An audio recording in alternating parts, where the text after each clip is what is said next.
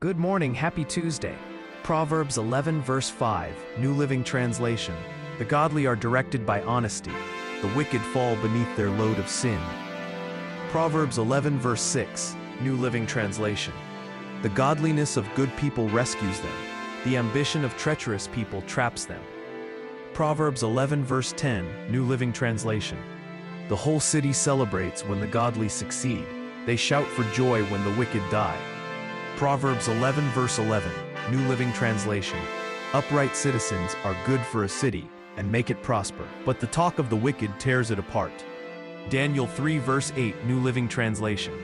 But some of the astrologers went to the king and informed on the Jews.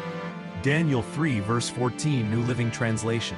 Nebuchadnezzar said to them, "Is it true, Shadrach, Meshach, and Abednego, that you refuse to serve my gods or to worship the gold statue I have set up?"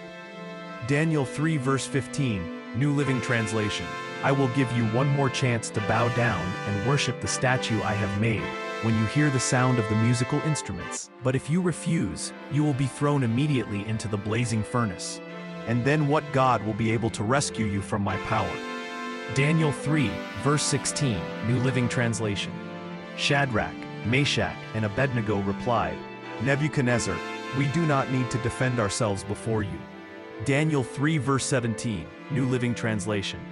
If we are thrown into the blazing furnace, the God whom we serve is able to save us. He will rescue us from your power, your majesty. Daniel 3 verse 18, New Living Translation. But even if he doesn't, we want to make it clear to you, your majesty, that we will never serve your gods or worship the gold statue you have set up. Daniel 3 verse 24, New Living Translation. But suddenly, Nebuchadnezzar jumped up in amazement and exclaimed to his advisors, Didn't we tie up 3 men and throw them into the furnace? Yes, your majesty, we certainly did, they replied. Daniel 3 verse 25, New Living Translation. Look, Nebuchadnezzar shouted, I see 4 men, unbound, walking around in the fire unharmed. And the 4th looks like a god. Daniel 3 verse 26, New Living Translation.